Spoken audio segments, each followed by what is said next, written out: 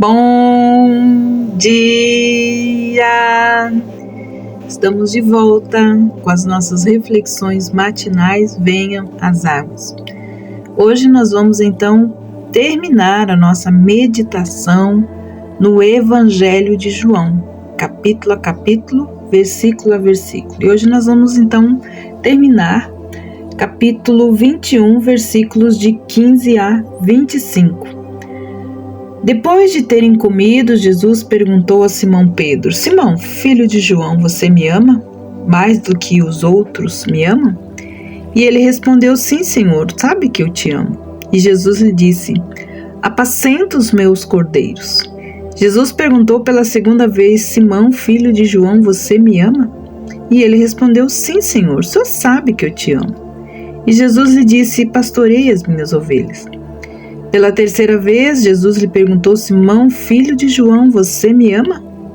E Pedro ficou triste por Jesus ter perguntado pela terceira vez: Você me ama?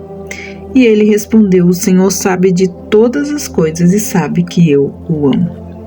Jesus lhe disse: Apacenta as minhas ovelhas. Em verdade lhe digo que quando era mais moço, você se cingia e andava por onde queria. Mas quando você for velho, estenderá as mãos e outro cingirá e o levará para onde você não quer ir. Jesus disse isso para significar com que tipo de morte Pedro havia de glorificar a Deus. Depois de falar assim, Jesus acrescentou: Siga-me. Então Pedro, voltando-se, viu que o discípulo a quem Jesus amava vinha seguindo. Era o mesmo que na ceia havia se reclinado sobre o peito de Jesus, para perguntar: Senhor, quem é o traidor? E ao vê-lo, Pedro perguntou a Jesus: E quanto a este? E Jesus respondeu: Se eu quero que ele permaneça até que eu venha, o que você tem a ver com isso? Quanto a você, siga-me. Então se espalhou entre os irmãos a notícia de que aquele discípulo não morreria. Ora, Jesus não tinha dito que tal discípulo não morreria, mas se eu quero que ele permaneça até que eu venha, o que você tem a ver com isso? O testemunho de João. Este é o discípulo que dá testemunho a respeito dessas coisas e que escreveu este evangelho. E sabemos que o seu testemunho é verdadeiro. Há, porém, ainda mais outras coisas que Jesus fez. Se todas elas fossem relatadas uma por uma, penso que nem no mundo inteiro caberiam livros para aquilo que deveria ser escrito. Vemos aqui então no final do capítulo 21 a restauração de Pedro. O Senhor Jesus primeiramente tomou conta das necessidades físicas dos discípulos. Depois, quando eles estavam aquecidos e satisfeitos, virou-se para Pedro e tratou dos casos espirituais. Pedro negara o Senhor 3 vezes publicamente. Desde então, ele se arrependera e fora restaurado a comunhão com o Senhor. Nesses versículos, a restauração de Pedro é reconhecida publicamente pelo Senhor.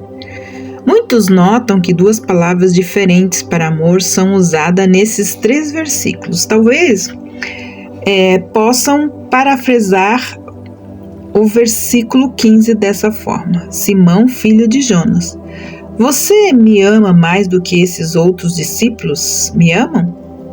Então ele respondeu: Sim, Senhor, tu sabes que eu gosto muito de ti. Pedro não se vangloriava mais do que nunca abandonaria o Senhor, mesmo se todos os outros agissem assim. Ele aprendera a sua lição. Apacenta os meus cordeiros, disse Jesus. Uma maneira muito prática de demonstrar amor por Cristo é alimentando os novos do seu rebanho. E é interessante notar que a conversa mudara de pescar para pastorear. O primeiro verbo trata das obras de evangelismo, o outro sugere o ensino e o cuidado pessoal. Pela segunda vez, o Senhor então pergunta a Pedro se ele o amava. Pedro respondeu a segunda vez, com desconfiança genuína de si mesmo: Tu sabes que eu gosto muito de ti. Dessa vez, Jesus lhe disse: Pastorei as minhas ovelhas. Há cordeiros e há ovelhas no rebanho de Cristo. E eles precisam do cuidado tenro de alguém que ame o pastor. Porque se ele amar o pastor, amará as ovelhas.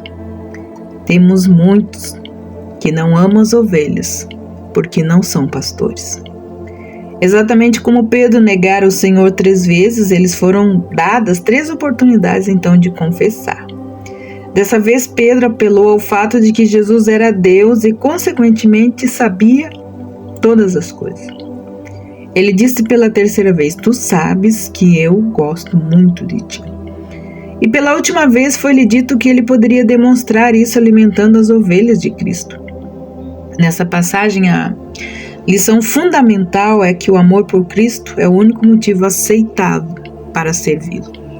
Quem ama Cristo, serve com alegria, serve com prazer, sem murmuração, sem reclamação.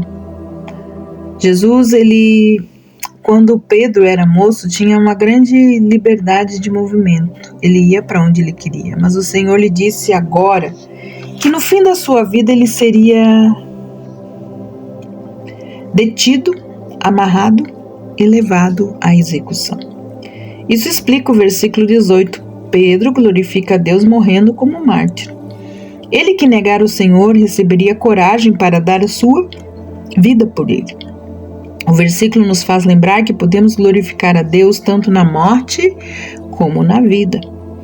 Depois Jesus exclamou: segue-me, e ao dizê-lo o Senhor deve ter iniciado a partida. Parece que Pedro começou a seguir o Senhor e depois voltou-se e viu João seguindo também. Aqui João passou para identificar-se como aquele que reclinara sobre o peito de Jesus na ceia da Páscoa. Perguntara então o nome do traidor. Quando Pedro viu João, um pensamento provavelmente deve ter passado pela sua mente.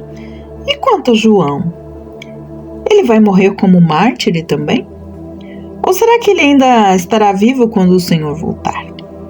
Pedro pergunta a Jesus acerca do futuro de João. A resposta do Senhor foi que Pedro não precisava preocupar-se acerca dos últimos dias de João. Mas se ficasse até a segunda vinda de Cristo, isso não deveria fazer nenhuma diferença a Pedro. Muitas falhas no serviço cristão ocorrem pelo fato de que os discípulos estarem mais ocupados ou preocupados com o serviço dos outros em vez de servir o Senhor com propósito. As palavras do Senhor foram citadas erroneamente. Jesus não disse que João ainda estaria vivo quando ele voltasse. Somente disse que mesmo que se fosse o caso, por que aquilo afetaria Pedro? Muitos veem a importância do fato de que aqui Jesus ligou João à sua segunda vinda e que João era aquele que foi privilegiado a escrever, então, como sabemos, o livro de Apocalipse, da revelação de Jesus Cristo, descrevendo os últimos tempos em grandes detalhes. O testemunho final, então, é de João sobre Jesus. João adicionou uma palavra de testemunho pessoal à precisão das coisas que escrevera. Outros veem nisso o atestado dos líderes da igreja em Éfeso para o Evangelho de João. Não tenhamos medo ao tomar o versículo 25 literalmente. Jesus é Deus e é naturalmente infinito. Não há limite para o sentido das suas palavras ou para o número das suas obras. Enquanto ele esteve aqui na terra, ele ainda era quem sustentava todas as coisas, o sol, a lua e também as estrelas. Quem seria capaz de descrever tudo o que está envolvido em controlar o universo em movimento? Até nos seus milagres na terra, temos somente a mínima descrição. Num simples ato de cura, pense nos nervos, nos músculos, nos glóbulos de sangue e outros membros que ele controlou. Pense no seu controle sobre micro-organismos, peixes e a vida animal. Pense na sua liderança nos afazeres dos homens. Pense no seu controle sobre a estrutura atômica de cada pedaço de matéria no universo. Será que no mundo inteiro caberiam os livros para descrever tais detalhes infinitos? A resposta é não. E assim, então, amados, nós chegamos ao final do nosso comentário, do nosso meditação sobre o Evangelho de João. Talvez compreendamos um pouco melhor porque ele se tornou uma das partes mais amadas da Bíblia. Certamente não podemos lê-lo de forma reflexiva em oração sem deixar também de renovar o nosso amor pela pessoa bendita de Jesus. Espero de todo o meu coração que você tenha compreendido essa preciosa lição sobre quem é a pessoa bendita de Jesus, do qual nós devemos tomar o nome. Que o Senhor abençoe a sua vida e muito obrigado por você estar conosco, meditando, refletindo, respondendo, sinalizando aquilo que Deus tem feito em sua vida por meio das nossas meditações diárias. Nós vamos dar continuidade a partir da semana que vem e eu escolhi, depois de João, o meu segundo livro preferido, que é a carta de Paulo aos Efésios. Então nós vamos meditar a partir da semana que vem num novo livro da Bíblia. Como sempre, capítulo a capítulo, versículo a versículo da carta de Efésios. São riquezas insondáveis que nós vamos aprender junto. Que Deus abençoe você e muito obrigado por ter participado desse tempo de meditação no Evangelho de João. Que você também tenha sido edificado, como eu fui edificada, estudando e trazendo para vocês este Evangelho. Que Deus te abençoe. E até a semana que vem. Até lá!